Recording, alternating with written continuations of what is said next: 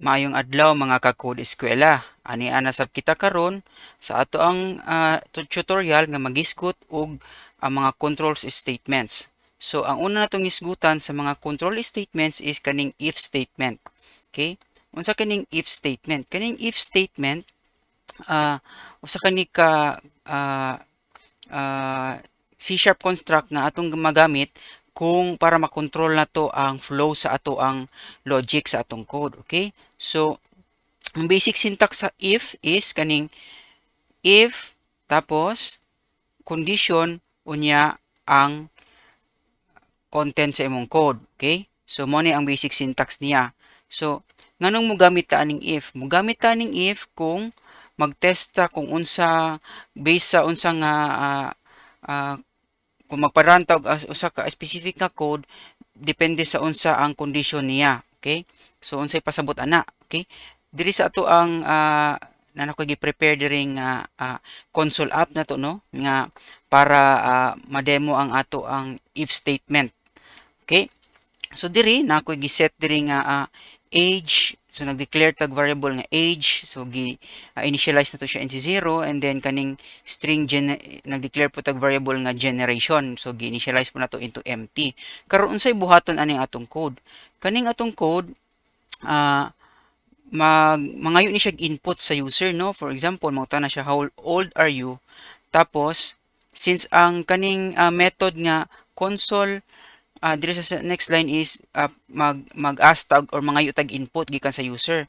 So ato ang gi-output sa kung unsa ang atong ginapangayo. So in this case, how old are you? Or pila imong edad.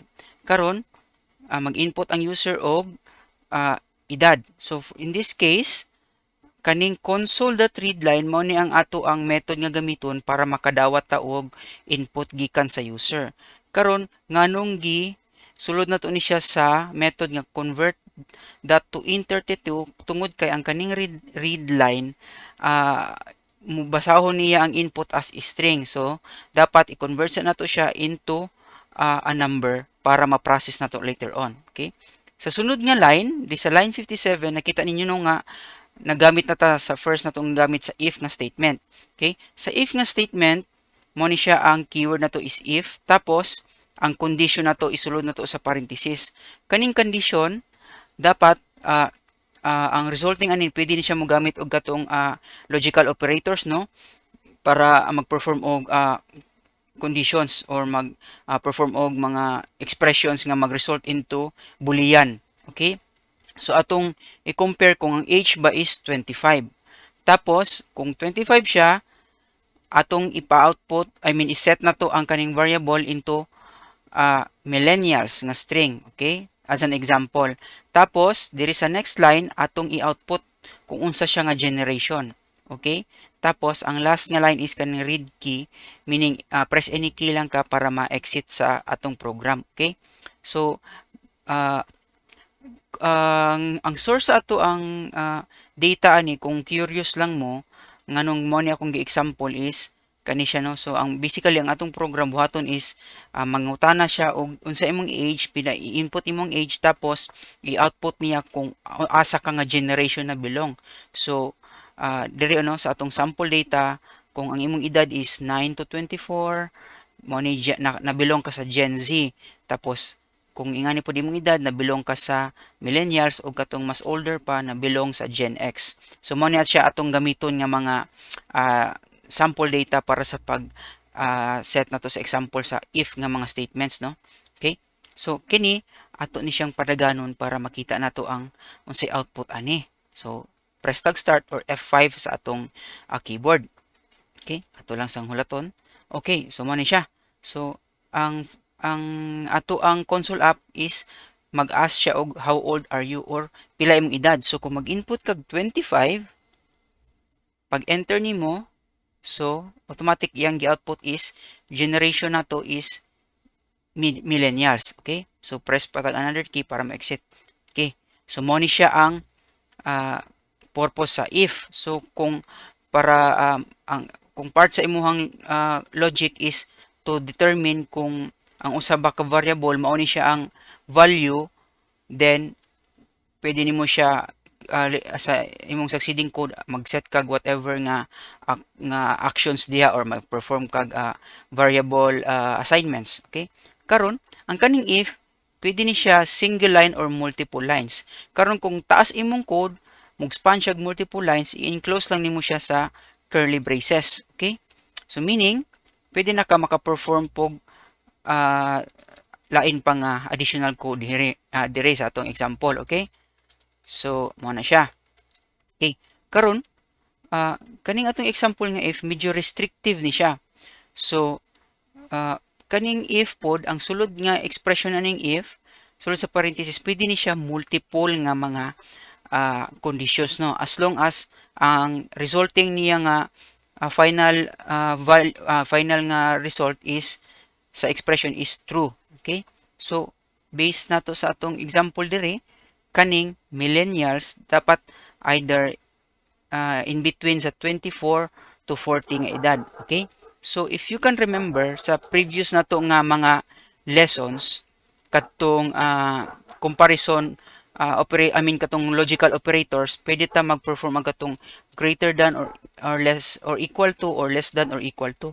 So karon para ma-determine nato para ang atong input nga age dili lang limited sa specifically sa 25, pwede po ta makaset og lain nga numbers. Okay, so balik ta example atong is ang age is i-restrict na to sa or i-limit na to aning age nga 25 to 40. So atong button is if age is greater than or equal to 25, tapos katong and double and nga operator, di ba?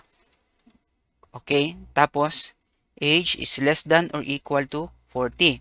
Meaning nga dapat ang ma-set ang atong generation nga variable into millennials kung ang atong age nga gi-input is greater than or equal to 25 ug less than or equal to 40. Okay, so atong i-check, no, kung masakto ba siya. So ato siyang padaganon to mag-set tag lain nga number sa ato ang input. So for example, kung mag-set ko direct mag-input ko 30, automatic musulod siya dito sa statement content sa if na to nga statement. Okay, so millennials. So pwede na ta makaset og any other number as long as in between siya sa 25 ug 40.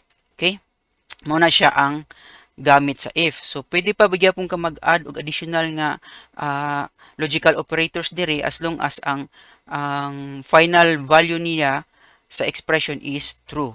Okay, so mo evaluate lang ni siyang if ang sulod sa if nga code kung true ang imuhang condition. Okay, resulting nga value sa imuhang mga expressions. Okay, okay, mao na siya ang basic nga if. Karon ang usa ka variation sa if is kaning naay else. Meaning, unsa ning naay else? Kaning else is kung false siya, meaning kung kaning if ni mga condition false ni siya, ang resulting nga value ani kani iyang i-execute or padaganon. Okay, so bali murag alternate niya nga code. Okay, so kung magsumpay ta diri else then atong iset ang generation is equal to unknown since wala ta kabalo kung asa na siya nga nabilong nga generation. Okay, so atong padaganon. So atong i-check, no, kung maka-output ba siya. So kung mag-set tag any other number aside atong 25 to 40, may 1, then ang ihang i-output is unknown. Tungod kay sa atong expression or sa atong statement sa if, ang 1 is wala man nabilong aning nga number. So meaning automatic kanina iyang iset iyang padaganon sulod sa else kay false naman siya. Okay, so mo na siya ang if else nga klase sa if statement or if nga control statement. Okay, sunod ang kadtong usa ka klase na pud sa if is kaning if else if. Okay, kaning if else if is kung naa kay multiple nga conditions nga gusto i-perform. So kung gusto kung ang condition sa imong code is multiple or nagkalahi-lahi, depende sa sa expressions nimo, o gusto ka mag-perform og code depende sa mga conditions nimo, pwede ka mag sumpay-sumpay. Okay? So basically, kung atong buhaton is dirita, sumpayan nato ni.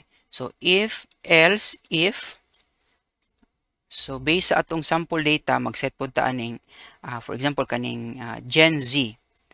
Magpa-output ta og Gen Z. So set na to diri, age is greater than or equal to 9 and age is less than or equal to 24. Okay?